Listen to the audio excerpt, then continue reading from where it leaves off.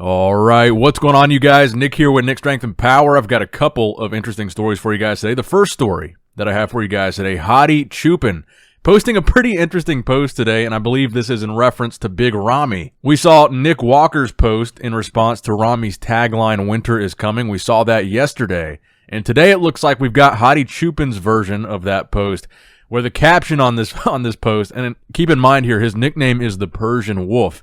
And the caption on this post is, "The season has no significant effects on the real warrior, especially the wolf." And then obviously the video goes on to show a little montage of him posing at the Olympia and then some wolves running around in the background there, which I thought was actually a pretty clever English caption for Hadi, so I thought it was cool that he posted that. And look, to be completely honest, when we're talking about the 2021 Mr. Olympia competition, if we're talking about guys that are serious threats to win the title this year, to take the title from Big Ramy, I think Hadi is at the very front of that line. Hadi is a guy that I sincerely believe has all the tools. He has the physique.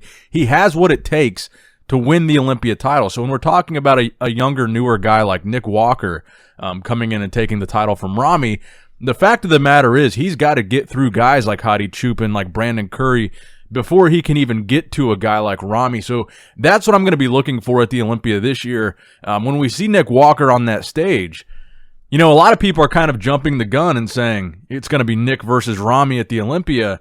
But one of the things I'm going to be looking at is Hadi versus Nick, Brandon versus Nick. How does he compare against those guys? Bonac versus Nick, because we haven't yet seen that. That was going to happen at the Arnold, but did not. But Hadi is one of the guys that I think is really in the front of the line to be talked about as a title contender at the Olympia. I think he's the real deal. I think he means business. And I think the fact that he got to the United States early this year means he's going to be coming correct to the Olympia stage in 2021. It's less than 2 weeks away now. Now, the next thing that I want to talk about in this video is kind of a controversial topic, and this is a topic that a lot of people are talking about right now. Sergio Oliva Jr. Is one of the main bodybuilders that brought attention to this specific issue in his recent post. It was a lengthy post, but essentially what he was saying in the caption was he's not really going to bother with these elaborate posing routines if the posing is not actually going to be scored, if the routine itself doesn't really matter, which it appears that it doesn't based on the scorecard. So the scorecards are what we're going to talk about. But Sergio Oliva Jr., one of the pros that brought attention to this, really. So let's go over to the scorecard here. One of the unique things about the Arnold is they claim to place an emphasis on posing. So they score posing at the Arnold. So there's three judged rounds, prejudging, the actual routine, and the actual finals. So the big thing that a lot of people are drawing attention to on these scorecards is essentially the fact that the routine scoring essentially mirrors the final placing. So a good example of why people are confused by this is Sergio Oliva Jr., and that's why I mentioned his post prior, because as you can see, based on his score for the routine, he's ranked about the same as he actually placed. He placed sixth place, meaning they're placing his routine around sixth. Now, personally, if you guys watch Sergio's routine, I'm going to roll part of it for you guys right here. I feel like Sergio had the best posing routine out of everybody. From an artistic standpoint, from a choreographed standpoint, his routine was amazing, and that's not to take away from the guys that placed above him, but the fact that the routine scoring mirrors essentially the final placings just doesn't really add up to a lot of people, and it makes people wonder, what is the judging criteria really for the routine portion of the scoring? If a crazy routine like Sergio's, and by crazy I mean good, was still scored to be the sixth best, which I don't agree with. And that's not to take away from anybody else. Like I said, everybody that placed ahead of Sergio, they were decent posers. They're not bad posers, but I think his was the best routine. I thought that would be what they're looking for. And for those of you that don't know how bodybuilding works, essentially, it's like golf. The lowest score is the best score, so the lower your score, the better your score. And the reason it works like that is because essentially the judges are scoring you what they would place you. So if every judge scored you first, then you would have the lowest score. So take a look at that routine column. Sergio Oliva Jr. got a score of 29. Nick Walker got a score of 5, meaning there was 5 judges that voted him first. 5 times 1 is 5. Sergio, pretty much for his routine, got 30. 30 divided by 5 is 6, so that means almost all the judges scored his routine the 6th best. Now look at Steve Kuclo's score. Lower than Sergio, meaning the judges thought he had a better routine. Justin Rodriguez, 23, lower than Sergio. The judges thought he had a better routine. Even Akim Williams, 24. The judges thought he had a better routine than Sergio. Ian Valliere with a score of 12, judges almost unanimously thought that he had a better routine than Sergio. Now, this is the only part of the scorecard that I thought was weird. Some people were saying they thought there were other irregularities in the scorecard. Depending on the number of judges and depending on what the scores actually are, outlier scores can be dropped to eliminate bias from the scoring. So if every judge except for one votes for a guy in first, and then there's some random outlier score where they vote for a judge votes like sixth place for a guy that everybody else voted in first, they would just toss that score because it's an outlier. So that can happen sometimes, and that can throw off some of the numbers. And that prevents one judge. I mean, look at these scores. Look how low these numbers are. I mean, if one judge were to say Nick Walker in 10th place, that would throw his placing all the way off.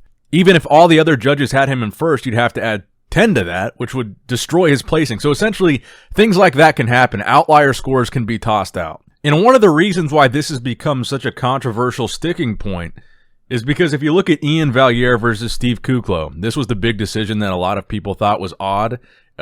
Steve was moved to third place and Ian was bumped up to second. Now the scores were 45-43, so Ian beat out Steve by 2 points. If you look at the routine scoring, Ian got ahead of Steve through the posing routine. It was 14-12 in the posing section, which bumped Ian up 2 points ahead of Steve. Because basically the judges all had Ian as the second best routine. And again, this is not throwing shade towards Ian, but I don't necessarily agree with that. So it comes down to the question of what is actually being scored in the routine/posing section of this scorecard.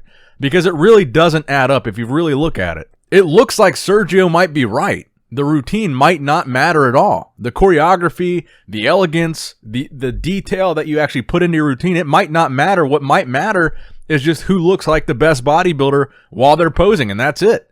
So unlike a lot of people that I've seen talk about this issue, I don't really think there's some giant conspiracy here, but what I think we actually need is some transparency on what the judging criteria is for that routine section, if anything. And if the routine doesn't matter at all, then just tell us that. I do think there needs to be some kind of explanation as to what is actually going on with the judging for this routine section of the competition, because really it's not clear.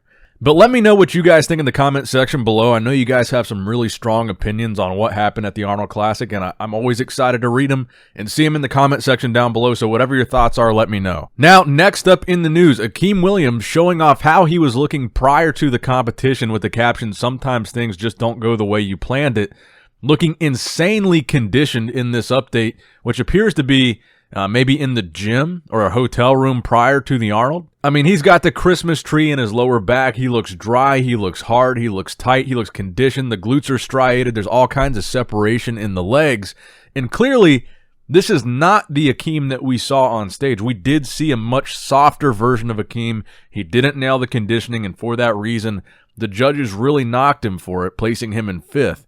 Now, Akim was my pick to win this show, with the caveat that he had figured out the recipe to come in shape. This is something that has really plagued Akim his entire bodybuilding career, the inability to really nail that conditioning. He has the structure, he has the physique, he has the size, but conditioning has eluded him for a very long time, and it looked like at last year's Olympia, he finally found that formula. Now, my understanding is between the Olympia and the Arnold, he actually switched coaches, so it looks like he lost that formula for this Arnold Classic prep. And whatever happened or whatever went wrong at the last minute, it really, really hurt Akim in the placings here. He has all the tools. If he were to come in shape, he could be a top 3 Olympian. He could be an Arnold Classic champion. But that's just not the version of Akim that we saw here. And now I'm kind of curious if we're going to see that same Akim or better that we saw last year at this year's Olympia, or if we're going to see more of the same like what we saw at the Arnold Classic from Akim. I think Akim is really becoming one of those what-if bodybuilders. What if Akim came in peeled to the bone with the physique that he's got, with the size that he has, the structure that he has, if he came in like Hadi Choopan, shredded to the bone, he could win any show. But so far, last year's Olympia was the best that we saw of him, and what he got there was 6th. Now, next up in the news, and this kind of goes back to the first story where we were talking about Hadi Choopan, Chad Nichols, a.k.a. the Diet Doc on Instagram, a.k.a. Big Ramy's guru. He put up this post on his Instagram with the caption, well, I guess the image, PSA, if you will be traveling to Orlando next week, it is highly recommended that you bring a coat with some shivering cold emojis, which is obviously yet another reference to Big Ramy's tagline that winter is coming. And I like to see this kind of this interaction on social media. I like that Ramy has a tagline and the other bodybuilders, Nick Walker says he's going to stop winter from coming. You got Hadi Choopan saying the seasons don't affect the Persian wolf. These are the things that make bodybuilding exciting. It's the stuff before the show. It's the build-up. It's the taglines. It's the personality. It's not just the physiques. This is what makes bodybuilding fun, and I love to see it.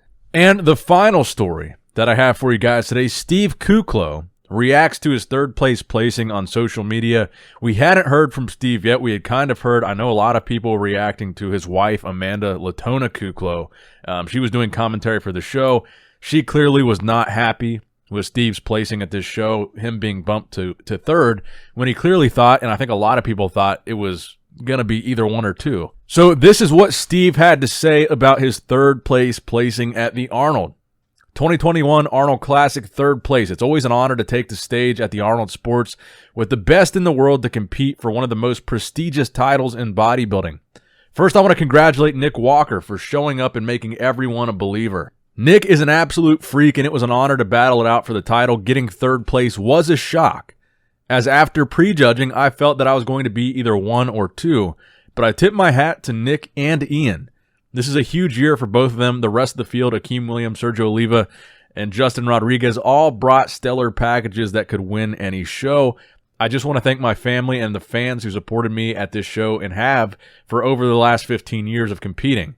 We will come back with a vengeance and continue to do the work and fight to the top. So I was curious to see what Steve's reaction was going to be. Of course, it's a classy one, which is not that unexpected because Steve is a classy guy.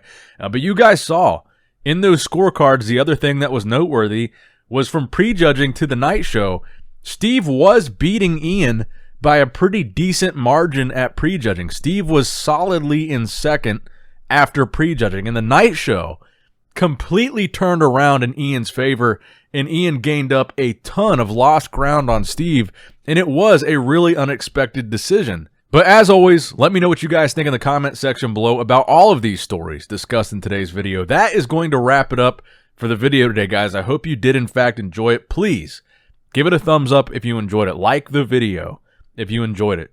It's free. It's easy. It helps out the channel tremendously. You have no idea how much just hitting that like button helps out getting into the algorithm. Look at the past few videos. 10,000 plus likes on almost every video, and all these videos are doing like 250,000 views. All you got to do is hit the like button, push us into the algorithm to the moon. As always, I love you guys. Appreciate you guys. Nick Strength and Power, signing out.